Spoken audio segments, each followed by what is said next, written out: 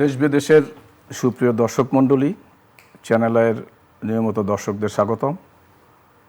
আমাদের নিয়মিত আয়োজন universal medical college and hospital আজকের সংবাদপত্র অনুষ্ঠানে আপনাদেরকে আবারও স্বাগতম। আজকের অতিথি সিনিয়র সাংবাদিক মোস্তফা মামুন, এবং তার আরেকটি বিশেষ পরিচয় রয়েছে, তিনি নামকরা একজন ক্রীড়া প্রতিবেদক এবং ক্রীড়ার উপরে অনেক অভিজ্ঞতা তার রয়েছে। আজকে আমরা অনুষ্ঠান শুরুর আগেই অনেক গুরুত্বপূর্ণ বিষয় আছে, শুধু সংবাদপত্রের শিরোনামগুলো একবার দেখে নেই, তারপর আমরা মূল আলোচনায় যাব। ধন্যবাদ মামুন ভাই। ধন্যবাদ। বাংলাদেশ প্রতিদিন, কঠিন হবে ভোটের লড়াই, তরুণদের হাতে ক্ষমতার চাবি, প্রবীণের মুখোমুখি নবীন প্রার্থীরা। মোস্তাফিজ দলে থাকলে নিরাপত্তা সংখ্যা বাড়বে, আইসিসির পর্যবেক্ষণ অযৌক্তিক বললেন ক্রীড়া উপদেষ্টা। উচ্চ সুদের হারে স্থবির বিনিয়োগ।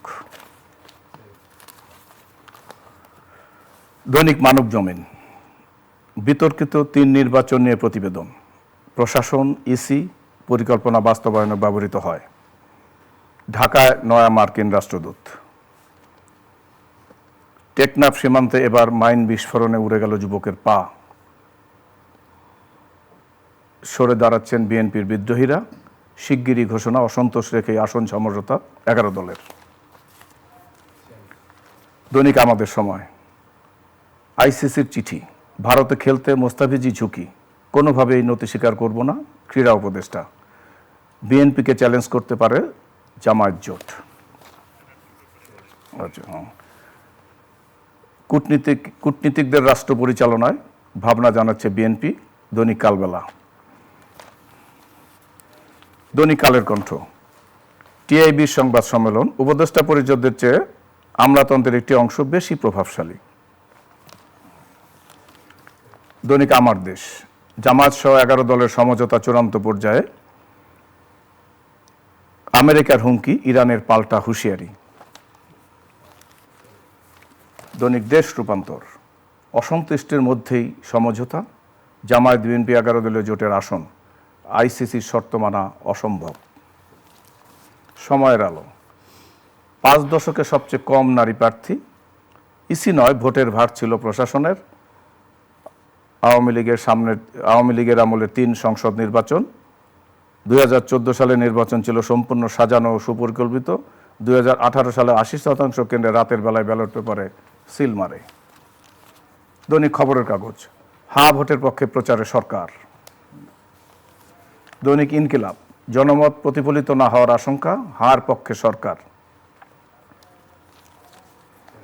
দৈনিক সংগ্রাম, 3 নির্বাচনের তদন্ত রিপোর্ট জমা দিল কমিশন, নির্বাচন ডাকাতি যেন আর কখনো না ঘটে সেই ব্যবস্থা করতে হবে প্রধান উপদেষ্টা।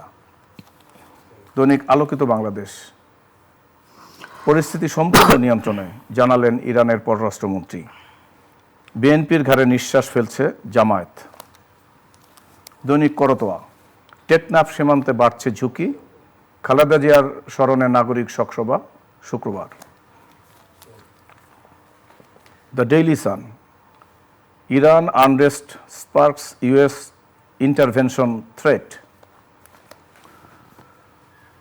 তো মামুন ভাই, আমরা তো সংবাদপত্রের শিরোনামগুলো পড়লাম, তো আমার মনে হয় যে আজকে যেহেতু আপনি খেলার জগতের মানুষ এবং আমাদের দেশের জন্য তো মানহানিকর অবস্থার মধ্যে, এবং ভারত যে সিদ্ধান্ত নিয়েছে মোস্তাফিজকে বাদ দিলে ঝুঁকি কমবে, এটা কি না? প্রথম না, আমার কাছে, আমি এখনো ঠিক শিওর না, আমরা কেউই নিশ্চিত না। পুরো জিনিসটার মধ্যে একটা ধোঁয়াশা তৈরি হয়েছে। এটা আমাদের ক্রীড়া উপদেষ্টা ডক্টর আসিফ নজরুল এটা বলেছেন। তো আমি আসলে শুনে আমি খুব স্তম্ভিত হয়ে গেছি যে এরকম একটা চিঠি আইসিসি লিখতে পারে, যে মানে মুস্তাফিজ থাকলে এটা হবে, এবং সেটা ফরমালি তারা কোনো বোর্ডকে এটা জানাতে পারে। এটা আমি প্রথম শুনে আই ওয়াজ শকড। তারপর যে খবরাখবর বিভিন্ন জায়গা থেকে দেখলাম, এটা আসলে খুবই অদ্ভুত। জিনিসটা ঠিক এরকম না, কীরকম এটা আসলে আমরা ঠিক জানি না।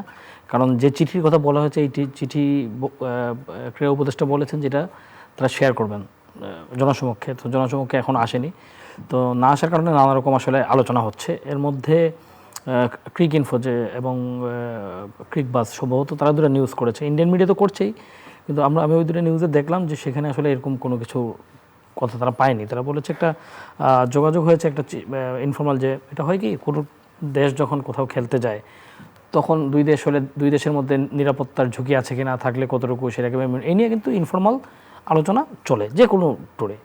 যখন ওয়ার্ল্ড কাপ হয় তখন আইসিসি সিকিউরিটি টিম অন্যান্য দেশগুলো নিয়ে কথা বলে এবং বাংলাদেশের সিকিউরিটি কনসার্ন জানিয়েছে, চিঠি দিয়েছে, ফলে আইসিসি এটা নিয়ে অ্যাসেস করছে।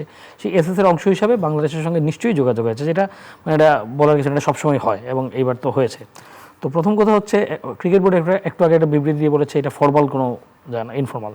তো ইনফর্মাল যদি হয়ে থাকে, আমার পয়েন্ট হচ্ছে ইনফর্মাল কোনো কিছু তো আসলে মানে প্রকাশ করার মতো না, কোনো অর্থে না। যে ইনফর্মাল হলে তো আসলে নানা রকম কথা হয়, আলোচনায় নানা রকম কথা হয়, তো সেটা বা হলেও ক্রিকেট বোর্ড একটা পার্টিকুলার একটা সেকশনের সঙ্গে সেটা ক্রিকেট বোর্ড তো প্রকাশ করেনি। আমি জানি না যে এটা আসলে এইভাবে প্রকাশ করা, এবং যেভাবে করা হয়েছে তাতে আইসিসি, একটু আগে আমি দেখেছি আইসিসিকে উদ্ধৃত করে ইন্ডিয়ান মিডিয়া বলেছে এটা সম্পূর্ণ অসত্য, এরকম কোনো কিছু আইসিসি বলেনি। ফলে পুরো জিনিসটা খুব একটা ড্রামাটিক জায়গায় আসলে পৌঁছেছে। কে সত্য বলছেন, চিঠি এসছে কি না, আসলে কোন চিঠি, সেই চিঠিতে কী লেখা আছে, সেই জায়গাগুলো আসলে আমাদের কাছে ক্লিয়ার না।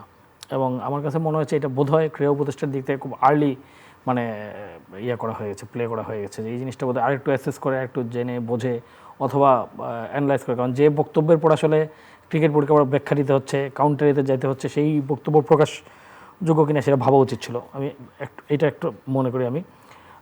দ্বিতীয় হচ্ছে যে এখানে আইসিসি যে কথাগুলো বলেছে, এবং এবার আসি নিজেরা বলেছেন, আমরা যদি এটাকে ঠিক ধরে নেই তাহলে এটা অবিশ্বাস্য, এটা বলতেই পারে না আইসিসি। আমি মনে করি এটা আইসিসিকে কোনো সংগঠনই বলতে পারে না, যে তার কথা কি যে মুস্তাফিজকে মোটামুটি যা হয় যে মুস্তাফিজের কারণে সিকিউরিটি থ্রেট, আমাদের নির্বাচনের কারণে, এইটা যখন আইসিসি যেটা আমাদেরকে কমিউনিকেট করে যে তোমাদের এই জিনিসের কারণে তোমাদের সিকিউরিটি থ্রেট আছে, তার মানে এটা বাংলাদেশে, তার মানে বাংলাদেশকে মুস্তাফিজকে বাদ দিতে হবে, বাংলাদেশের সমর্থকরা জার্সি পরে যেতে পারবে না, যেটা ক্রীড়া উপদেষ্টা বলেছেন। যদি এরকম চিঠি ফর্মালি আইসিসি ব্যাখ্যা দেয় তাহলে সেই ব্যাখ্যার কিন্তু আসলে অর্থ দাঁড়ায় যে এগুলো বাংলাদেশকে মানে মেনে নিতে হবে, যেটা আসলে অ্যাবসার্ড, এটা হইতেই পারে না। প্রথম কথা হচ্ছে এরকম চিঠি আইসিসি দিতেও পারে না, আইসিসি দিয়ে থাকে তাহলে আইসিসি কাট করে দাঁড়াবে, এটা তারা দিতে পারে না ফর্মালি। আর যদি দিয়ে থাকে সেটা বাংলাদেশকে কমপ্লাই করার কোনো সুযোগই নেই, বাংলাদেশকে আউটরাইট বাংলাদেশ রিজেক্ট করবে এটা। ফলে আমি এই জায়গায় একমত, এই জায়গায় যে কিন্তু পরে আমরা যেটা দেখতে পাচ্ছি যে এই চিঠিটা আসলে ঠিক ফর্মাল রেসপন্স না, সিকিউরিটি নিয়ে আলোচনা, সেই আলোচনা আসলে কী আছে আমরা জানি না। কিন্তু যদি আইসিসি এরকম চিঠি দিয়ে থাকে, প্রথম কথা হচ্ছে আইসিসি বা কোনো বিশ্ব ক্রীড়া সংস্থা আমি মনে করি না যে এরকম ফর্মাল এরকম চিঠি দেওয়ার রাইট আছে। যদি সিকিউরিটি থ্রেট থাকে এটা দূর করে দায়িত্ব তো আইসিসির, এবং বাংলাদেশ তো অপশন দিয়েছে শ্রীলঙ্কায় খেলতে যাওয়ার। ফলে আইসিসি তো এটা বলতে পারে না যে তুমি এই করো, এটা হইতেই পারে না। বা আইসিসি কেন, এটা পৃথিবীর কোনো সংগঠন তার কোনো সদস্য দেশকে এটা করতে পারে, কারণ তুমি অভিভাবক সংগঠন হিসেবে তোমার দায়িত্ব হচ্ছে সিকিউরিটি থ্রেটগুলো মিনিমাইজ করা, and there is an option. Sri Lanka is chaos, so you can send Bangladesh to Sri Lanka, এবং বাংলাদেশ ইজ অলসো মানে বাংলাদেশ তো ওয়ান্টস দিস, তাহলে তো হইতে পারে না। কিন্তু পরের যে অংশটুকু তাতে আসলে মনে হচ্ছে বিষয়টা এরকম না। তো এখানে আমি একটু লার্জার পয়েন্টে গিয়ে বলি, ইদানিং আমরা যেটা লক্ষ্য করি আমাদের যে কোনো ইস্যুতে আসলে সরকারের যে লোকজন বা বিভিন্ন প্রতিষ্ঠানের যে লোকজন, তারা আসলে বিষয়টাকে অবজেক্টিভলি না দেখে মেঠো রাজনীতির দিকে নিয়ে যাওয়ার চেষ্টা করেন। ফেসবুকের পালস কোন দিকে সেটা বোঝার চেষ্টা করেন, সেই অনুযায়ী কখনো কোনো কথা বলেন, কখনো তাদের দিক থেকে আসলে এমনভাবে বলা হয় যেটা আসলে ঠিক অনেক ক্ষেত্রে এটা বিভ্রান্তি তৈরি করে। এটা তো বিভ্রান্তিকর, কারণ বিভ্রান্তি একটু পরে আমি দেখেছি যে প্রধান উপপ্রেস সচিব আজাদ মজুমদার একটা স্ট্যাটাস দিয়ে এটাকে ক্লিয়ার করার চেষ্টা করেছেন, আবার ক্রিকেট বোর্ডের বিবৃতি দিতে হচ্ছে। তো ফলে পুরো এরকম জিনিস আসলে কেন হবে, এগুলো তো আগে হোমওয়ার্ক করে সেভাবেই করা উচিত। তো আমার কাছে মনে হচ্ছে এরকম একটা জিনিস বাংলাদেশে এখন চলছে নানান ক্ষেত্রে। আপনি দেখবেন এমন একটা কথা একজন বলে দিচ্ছেন যে কথাটা আসলে বলার কথা না। এটা হচ্ছে একটা হচ্ছে সরকার পরিচালনার ক্ষেত্রে এখন যারা বসছেন তারা তো আসলে রাজনৈতিক ব্যক্তিত্ব না, সরকার পরিচালনার অভিজ্ঞতা বা সরকার পরিচালনার চিন্তাও তারা করেননি, সেটা একটা বিষয়। কিন্তু এট দ্য সেম টাইম বুঝতে হবে তারা প্রত্যেকে কিন্তু তাদের যার জায়গায় প্রফেশনে সফল মানুষ হিসেবে স্বীকৃত, বা ধরেন গত 15-20 বছরের মানবাধিকার আইন এইসব নিয়ে কথা বলেছেন। কিন্তু আমরা ক্ষমতায় যাওয়ার পর দেখতে পাচ্ছি তারাই বরং অতীতে তারা যে জিনিসটা আন্দোলন করেছেন, যে জিনিসের সমালোচনা করেছেন, সেটা আরও তীব্রভাবে তারা করছে না। কিন্তু একটা জিনিস আপনাকে থামাই, যে সেটা ঠিক আছে, এটা ঠিক না বা ঠিক, এটা হয়তো একদিন পরে বা আরো ক্লিয়ারলি, যেহেতু ক্রীড়া উনি দায়িত্বপ্রাপ্ত উপদেষ্টা, উনি তো দায়িত্ব নিয়েই হয়তো বলেছেন, নিশ্চয়ই তার কাছে অবশ্যই কোনো প্রমাণ থেকেই উনি ব্যাখ্যা বা বলেছেন বা ব্যাখ্যা দেবেন। কিন্তু একটি জিনিস, যে আজকে মুস্তাফিজকে যে কেকেআর থেকে যে ওইখানকার উগ্র হিন্দুত্ববাদীদের আন্দোলনের মুখে বাদ দেওয়া, কেকেআর থেকে যে বাদ দেওয়া, এটাই তো ইন্ডিয়ান ক্রিকেট বোর্ড তো এটা তাদের নির্দেশেই করেছে, পত্রপত্রিকা বিভিন্ন জায়গায় খবর এসেছে। এটি কি ঠিক হয়েছে? এবং এটি ভারতের মতো একটা দেশ একটা খেলোয়াড়ের নিরাপত্তা দিতে পারে না? না, ঠিক করে তো প্রশ্নই ওঠে না। এটা তো ঠিক মানে হওয়ার তো প্রশ্নই ওঠে না, বরং এটা আমি মনে করি ভারতীয় ক্রিকেটের জন্য অত্যন্ত লজ্জার বিষয়, ভারতীয় ক্রিকেট গভর্নেন্স তার জন্য লজ্জার বিষয়। এটা হইতেই পারে না যে কোনো একজন পার্টিকুলার প্লেয়ারকে বাদ দেওয়ার কথা। যেমন ধরেন আইপিএলে পাকিস্তানি প্লেয়াররা খেলে না, কিন্তু সেইটার কারণ অন্য, সেটা হচ্ছে দুই দেশের মধ্যে ক্রিকেটিং রিলেশন নাই, থাকে না, তারপর হচ্ছে সেটা আপ ডাউন করে, তাদের মধ্যে সংঘাত দেখা দেয়, তারা যুদ্ধ করে, ফলে ওইটা কিন্তু আলাদা কেস। কিন্তু বাংলাদেশের সঙ্গে কিন্তু ইন্ডিয়ার ক্রিকেট রিলেশন অন্য কিছু, যাই হোক cricket relation still there, cricket নিয়ে আমাদের মধ্যে রিলেশন স্বাভাবিক, আমাদের প্লেয়ারকে তারা নিলামে নিয়েছে, তাকে দাম দিয়ে কিনেছে, ফলে এরপর পার্টিকুলার একটা প্লেয়ারকে আসলে বাদ দেওয়ার কথা আমি মনে করি এটা অত্যন্ত হীনমন্যতার পরিচয় এটা। এবং সেইখানেও যে উগ্রবাদী গোষ্ঠী, তার কাছে প্রশাসনের নথি স্বীকার করার ঘটনা, এটা হচ্ছে এটা ভারতে তো বটেই, এটা পুরো পৃথিবীতেই এখন এটা ঘটছে। উগ্রবাদের কাছে আসলে নানাভাবে প্রশাসনকে তাদেরকে সন্তুষ্ট করার চেষ্টা করতে গিয়ে নানা রকম কাজ করা হচ্ছে, যে কাজগুলো আলটিমেটলি কোনো ফল দিচ্ছে না। আলটিমেটলি এটার ফল হচ্ছে যে ওই গোষ্ঠীকে আসলে আরও বেশি শক্তিশালী করা হচ্ছে। তো আমি যেটা মনে করি এখানে যদি আমরা এই পার্টিকুলারলি এই ঘটনার পিছনে যদি যাই, তাহলে মুস্তাফিজকে বাদ দেওয়া থেকেই শুরু। এবং মুস্তাফিজকে বাদ দেওয়ার আবার ঘটনা হচ্ছে কি, প্রত্যেকেই দেখেন মুস্তাফিজকে বাদ দেওয়া ছিল একটা অন্যায়, অন্যায় মানে তীব্র সমালোচনার যোগ্য, এটা হইতেই পারে না। এবং আমি মনে করি যে এটা ভারতীয় ক্রিকেট বোর্ডের সিদ্ধান্ত যেটা, সেটা ভারতীয় ক্রিকেটের যে সংস্কৃতি, ভারতীয় ক্রিকেটের যে কালচার, তাতে একটা কালো দাগ। এটা একজন পার্টিকুলার প্লেয়ারকে একটা দল থেকে বাদ দেওয়ার কথা বলে, সেটা কিসের কারণে? সেটা হচ্ছে তার সিকিউরিটি থ্রেট। তার সিকিউরিটি থ্রেট তোমাদের এটা মিনিমাইজ করার কথা, তোমাদের দায়িত্ব এটা, because you have taken him to the team. So এই দায়িত্ব যে তারা নেয়নি, এটা তাদের জন্য একটা বিষয়, এবং এটা সমালোচনার যোগ্য।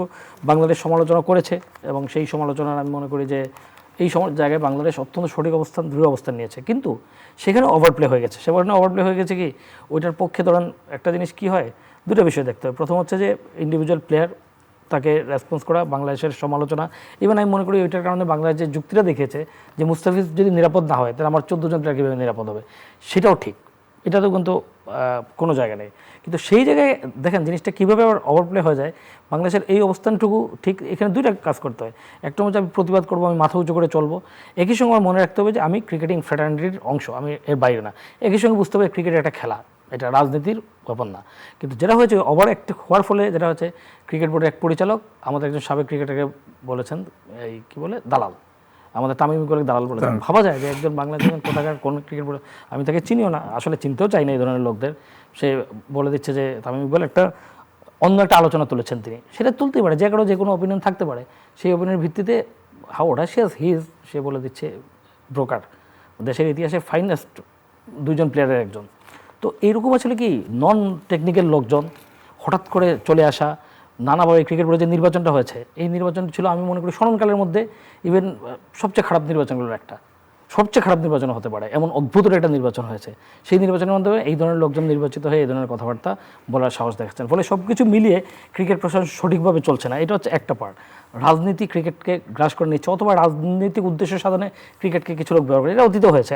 অতীতে ক্রিকেটের সাফল্য দিয়ে অনেক ঢেকে দেওয়ার চেষ্টা করা হতো, সেটা তো একটা ব্যবহার। আর এখন যেটা হয়েছে যে ওই ক্রিকেটার এদের রাজনীতির মধ্যে তারা ঢুকে পড়েছেন, 2 জন ক্রিকেটার ঢুকে পড়েছেন, অন্যদের ঢোকানোর চেষ্টা হচ্ছে, পুরো রাজনীতি দিয়ে পুরো জিনিসটা দাগ টানা হচ্ছে, হুইচ ইজ ভেরি ব্যাড। এইবার আমরা জাতীয় একটি গুরুত্বপূর্ণ রিপোর্ট আজকে বেরিয়েছে, ক্ষমতাচ্যুত আওয়ামী লীগের 3 নির্বাচনের 14, 18 এবং 24-এর যে রিপোর্টে বলা হয়েছে প্রহসনমূলক এবং রাষ্ট্রযন্ত্র ব্যবহৃত হয়েছে, উচ্চ পর্যায়ের লোকরা, ইভেন সেনাবাহিনীর একটি অংশ নীল নকশা করা হয়েছিল। মানে প্রকারান্তরে বলা হয়েছে 2008 সালের নির্বাচনের পর থেকেই, আর এটার ফাইনালি এটাকে মূল পরিকল্পনাটা চূড়ান্ত করা হয়েছে 2011 সালের তত্ত্বাবধায়ক সরকার প্রথা বাতিলের মধ্য দিয়ে। এবং সেখানে যে তদন্ত কমিশন গঠন হয়েছিল, প্রধান উপদেষ্টা ডক্টর মোহাম্মদ ইউনূসের কাছে রিপোর্ট দিয়েছেন। হ্যাঁ, এটা আমি দেখেছি। প্রথম কথা হচ্ছে কি, গত 3টা নির্বাচন যে ঠিক ছিল না, এটার জন্য খুব কমিশন করার দরকার নেই আসলে, এটা সবাই মোটামুটি জানে, এটা ক্রিস্টাল ক্লিয়ার, এটা দিনের আলো হয়েছে, বিতর্কিত এবং হ্যাঁ, এটা বাংলাদেশের মধ্যেই হয়েছে, এটা তো বাংলাদেশের বাইরে হয় নাই, অথবা এমন জায়গায় হয় না যে আমরা জানি না, এটা ক্লিয়ার। আপনারা যদি দেখি 2014 নির্বাচন ছিল যে 14 নির্বাচনে ছিল যে বিনা প্রতিদ্বন্দ্বিতায় নির্বাচিত হয়েছিলেন, বিএনপি বয়কট করার কারণে ওয়ান সাইডেড ইলেকশন হয়েছিল। 14তে যেটা, তারপর 18তে যেটা হলো, 18তে আসলে ডায়লগ হয়েছিল এবং বিএনপি এসেছিল, এবং আমি মনে করি সেটা one of the biggest betrayal to the participants. তারা এসেছিল সরল বিশ্বাসে, কিন্তু ঘটনা হচ্ছে সেই সরল বিশ্বাসের ফল হয়েছিল আসলে নির্বাচনটা প্রপারলি হয় নাই। এবং এটা অবিশ্বাস্য কি, এখানে সবচেয়ে যেটা আমি মনে করি যে অদ্ভুত ছিল, ফল যাই হোক, যে কোনো কোনো জায়গায় দেখা গেছে যে বিএনপির প্রার্থী 2000 ভোট পেয়েছে, 3000 ভোট পেয়েছে, 2 লাখের এগেনস্টে, 5 লাখের এগেনস্টে 6000 ভোট পেয়েছে। মানে যেটা হচ্ছে এত উচ্চোৎসাহ মানুষের হয় কি, যখন ক্ষমতায় থাকে তখন আসলে ওই আগামীকালের কথা কেউ ভাবে না, আগামীকাল ভাবে না, একটা আগামীকাল আছে, হ্যাঁ এই রাতটাও শেষ হবে, এই দিনটাও শেষ হবে, ভাবে না বলেই এরকম একটা জায়গায় ধরেন হয়তো দেখা যাচ্ছে যে একটা জায়গায় যেখানে বিএনপি সবসময় জিতে, এরকম কিন্তু বাংলাদেশে কিছু আছে, বাংলাদেশে যে কোনো সিট আপনি যে কোনো অবস্থায় হোক, কিছু সিট আছে এগুলো বিএনপিকে আপনি হারাতে পারবেন না, বাংলাদেশে কিছু সিট আছে এগুলো আওয়ামী লীগ সারা জীবন জিতেছে, বাংলাদেশে কিছু সিট আছে জাতীয় পার্টি জিতবে, এগুলো চেঞ্জ হয় নিশ্চয়ই, কিন্তু ওই যে একটা ধারণা সেটার সঙ্গে এত সাংঘর্ষিক ছিল, যে সাংঘর্ষিকটা কী ছিল, যে দেখা গেল যে ওইখানে বিএনপি তো 5 বার জিতেছে, সেইখানে বিএনপি ভোট পেয়েছে 50 ভাগের 1 ভাগ, ফলে ওইটাও আসলে ফার্সিক্যাল ছিল না। আমি 18টা সিগনিফিকেন্ট মনে করি, আমার মনে হয় যে 14টা একটা বাস্তবতা ছিল, নানা রকম ওই সময় হেফাজতের আন্দোলন তীব্রতা ছিল এবং হচ্ছে অনেক আলোচনা হয়েছিল, কিন্তু সমঝোতা হয়নি, ডায়লগ অনেক চেষ্টা হয়েছিল, জাতিসংঘের তারাঙ্ক এসেছিলেন, ঠিক আছে, তারপর হচ্ছে কি বলে বিনা প্রতিদ্বন্দ্বী, যেহেতু দল বয়কট করেছে, বিনা প্রতিদ্বন্দ্বী নির্বাচিত হয়েছেন, ফলে এটা 18টা যেটা ছিল, 18টা একটা চান্স ছিল এটাকে আসলে পুরোপুরি এটা মানে শুদ্ধ করার, যে 14তে যেমনই হোক 18তে একটা প্রপার নির্বাচন হলো, বিএনপি কিন্তু সেটা গিয়েছিল, ডক্টর কামালের নেতৃত্বে যে ফোরাম হয়েছিল, কিন্তু আমি মনে করি বিএনপির সঙ্গে খুবই অন্যায় এবং খুবই আপত্তিকর আচরণ করা হয়েছিল, মানে খুবই এটা ফার্সিক্যাল, এটা প্রহসন ছিল আসলে, বিশেষ করে বিএনপির সঙ্গে এটা বিট্রেয়াল বলে মনে করি, পলিটিক্যাল বিট্রেয়াল। এবং তারপর 24-এ যেটা হলো, যেহেতু ওই অভিজ্ঞতার কারণে 24-এ কেউ যায়নি, ফলে 24-এ নিজেদের মধ্যে একটা দামি প্রার্থী স্বতন্ত্র করে ইলেকশন করা হলো। এখানে আসলে প্রহসনের চেয়েও, ভোটের প্রহসনের চেয়েও, অনিয়মের চেয়েও বড় ইস্যু ছিল হচ্ছে নির্বাচনের আগে আসলে যে কেউ না নিলে যা হয়, তো ফলে এগুলো করা। তো আমি রিপোর্টে দেখেছি এখানে আসলে তাদেরকে একটা দায়িত্ব ছিল যে কারা কারা জড়িত ছিল, এটা শনাক্ত করার জন্যই করা হয়েছিল যে কারা কারা ইনভলভ। তো এমনি তারা নানান সংস্থার কথা বলেছেন, সেল ছিল, সেল নিয়ন্ত্রণ করতে ইত্যাদি বলেছেন, যেগুলো আসলে আমরা সবাই একরকম জানি। ওই সময় যারা দায়িত্বে ছিলেন, আইজিপি ছিলেন, ওই সময় যারা নির্বাচন কমিশনার ছিলেন, তারা এই দায়মুক্ত না কেউ, ঠিক আছে, এবং এই প্রশ্নের মুখে তারা সেই সময় থেকে পড়েছেন। কিন্তু এখানে বলতে তারা চেষ্টা করেছিলেন যে কোন কোন লোক জড়িত। এখন দেখেন এটা একটা অদ্ভুত জিনিস, এবং এখানে ওনারা বলেছেন যে এত মানুষ জড়িত ছিল এইটার সঙ্গে, পুরোপুরি সবার নাম শনাক্ত করা সম্ভব না, এবং সম্ভব হলে একটা আরেকটা ঘটনা ঘটে যাবে। কারণ ধরেন একজন কর্মচারী সরকারি চাকরি করে, সে কিন্তু ওই ভোটে তো পোলিং অফিসার হয়েছে, তার তো আসলে কোনো অপশন ছিল না, সে চাকরি করে তাকে এটা করতে হয়েছে জানেন, এবং সে রিস্ক নিয়ে কিন্তু এটা করতে হয়েছে, সে করতে চায়নি। এখন হচ্ছে যদি আপনি তালিকায় তার নাম করে তাকেও করেন, তাহলে ওইটাও আবার আরেক ধরনের সংকট তৈরি করবে, ঠিক আছে। এটাও তো ওনারা চেয়েছিলেন যে এরা কেউ যেন এবারের নির্বাচনে অন্তর্ভুক্ত না থাকে, সেটা তো নিশ্চয়ই সরকারের পক্ষ থেকে চেষ্টা করা হবে। ফলে আমার কাছে মনে হয় যে এটা নিয়ে এত কিছু না করে এটা আমরা জানি, কিন্তু ঘটনা হচ্ছে ব্যক্তি শনাক্ত করা বিষয় না, বিষয় হচ্ছে সিস্টেম ঠিক করা। যেমন ধরেন আমরা এখন যে নির্বাচন এবার যে করতে যাচ্ছি, ধরেন আমরা যেভাবে বলি, আমরা কিন্তু একটা অংশকে তো বাদ দিয়ে করছি, আমরা যে এই 3টা নির্বাচনের যে পয়েন্টটা ছিল, কেন আমাদের আপত্তি ছিল যে বিএনপি আসে নাই, আপত্তি ছিল জামাত আসে নাই, বা তারা কিন্তু আসে নাই, কারণ তাদের আসার মতো পরিস্থিতি ছিল না, এই তো, তাদেরকে তো কেউ না করে নাই, কিন্তু তবুও আসে নাই, এবং সেটাকে মানুষ সঠিক মনে করে, এবং তাদের অনুপস্থিতির কারণে নির্বাচনগুলো কিন্তু মূলত প্রশ্নবিদ্ধ হয়েছে, তারা ছিল না বলে। তারা যদি থাকতো তাহলে হয়তো একরকম বিষয় হতো। তো ফলে কখনোই পুরো অংশগ্রহণমূলক জায়গা ছাড়া আসলে কখনোই কোনো নির্বাচন কখনোই গ্রহণযোগ্য হয় না। এখন এইবারও কিন্তু আলটিমেটলি যেটা দেখা যাচ্ছে, আপনি এখনকার প্রেক্ষিতে বলতেছেন, কিন্তু আপনি বিচার করছেন, কিন্তু একটা অংশ তো এর নির্বাচনের বাইরে, এটা তো মানতে হবে, একটা জনগোষ্ঠী নির্বাচনের বাইরে। এখন আপনি যত কিছুই বলেন, এটা তো আজকে হচ্ছে না, কিন্তু এটাও কিন্তু কোয়েশ্চেন হবে। ফলে আমি যেটা মনে করি, আমি সব সময় মনে করি সব অবস্থায় নির্বাচন অংশগ্রহণ হওয়া উচিত, সবার নির্বাচন অংশগ্রহণ। এটা আমরা 14তেও বলেছি, 18তেও বলেছি, 24এও বলেছি, এখনও বলবো, সবার হওয়া উচিত। সবার না হলে কি হয় সেটা আমরা দেখেছি, তখন গায়ের জোরে তো ধরেন আওয়ামী লীগ করে ফেলেছিল, কিন্তু প্রশ্ন উঠছে না, তখনও উঠেছে, এখন আরও ব্যাপকভাবে উঠছে, তার জন্য পেব্যাক করতে হচ্ছে। ফলে এরকম জিনিস আমার কাছে মনে হয় না হলেই ভালো হতো, সবাই যদি ইলেকশনে অংশগ্রহণ করতো, জনগণ তো সবাই, আমরা যদি মনে করি 24-এর অভ্যুত্থান, অবশ্যই জনগণ প্রত্যাখ্যান করেছে আওয়ামী লীগকে, তো ফলে শেষ। কারণ অবশ্যই 24-এর অভ্যুত্থানে যেভাবে রাজপথে গুলি করে মানুষ এত লোকের প্রাণ দিয়েছেন, এই ক্ষত তো এটা শাস্তি তো তাদের পেতে হবে, তাদের বিচার হবে, এটা তো শোকানের না, এটা কোনোদিনই শোকাবে না, কোনো ক্ষতই আসলে শোকায় না যদি সেটা ওরকম হয়। কিন্তু পয়েন্ট হচ্ছে, আপনি তো ওইটার প্রতি সরকার যখন হয় বা ব্যবস্থার মানে কি, ব্যবস্থা মানে হচ্ছে ধরেন আপনি আমাকে একটা মারলেন, আমি আপনাকে একটা মেরে দিলাম, আপনি আবার মারলেন, আমি আবার মারলাম, তো এটা চলতেই থাকবে, ইট শুড এন্ড সামওয়্যার। এবং আমি যদি ওইটার প্রতিবাদ করে থাকি, আমি যদি 14তে মনে করি যে না বিরোধী দল ছাড়া নির্বাচন ঠিক হয় নাই, তাহলে কিন্তু আমার সবসময় এটা বলতে হবে, নাহলে কিন্তু হবে না। আমি খুব বিস্মিত হচ্ছি দেখে অনেক লোককে পক্ষে আমাদের বড় বড় জ্ঞানী লোক যারা গত সবসময় বলেছেন অংশগ্রহণমূলক নির্বাচনের কথা, এখন তারা সেটা থেকে সরে আসছেন। না, এটা হওয়া এখন উচিত না। আপনি ধরেন যারা জ্ঞানী লোক, এখন আপনারা যারা এখানেই বসেন, এখন যারা রাজপথে আছেন, নির্বাচনের মাঠে আছেন, তারাও এদেশের অনেক জনমানুষের প্রতিনিধি হিসাবে বড় বড় দল তারা অংশগ্রহণ করছেন এবং নির্বাচনী জোয়ার এটা শুরু হয়ে গেছে, এটা বলা যাবে। সব দলের মধ্যে ব্যস্ততা, কর্মব্যস্ততার প্রক্রিয়া। আমি মনে করি যে এটা আওয়ামী লীগের প্রতি অন্যায় হচ্ছে না, মানে আওয়ামী লীগের প্রতি অন্যায় যদি কেউ বলে সেটা না, আমি সেটা মনে করি না। আমি কিন্তু মনে করি, বা আপনি এটা আওয়ামী লীগের লোকজন মনে করতে পারে, আমি মনে করি যে আমরা যে ব্যবস্থার জন্য লড়াই করলাম, আমরা তো সবসময় ইনক্লুসিভ, যে কী করেছে যে ওই সময় ট্যাগ দেওয়া হতো, এই সবের বিরুদ্ধে ছিল না লড়াইটা। এখন আপনি যদি সেই পাল্টা ট্যাগের রাজনীতি করেন, আপনি যদি পাল্টা ওই ব্যবস্থায় চালু রাখেন, তাহলে কী হলো? তাহলে চেঞ্জটা কোথায়? This is the question. এবং এই কোয়েশ্চেন আমি মনে করি, এই কোয়েশ্চেন যারা এখন এটাকে উড়িয়ে দিচ্ছেন তাদেরও আসলে প্রশ্নের মুখে পড়তে হবে।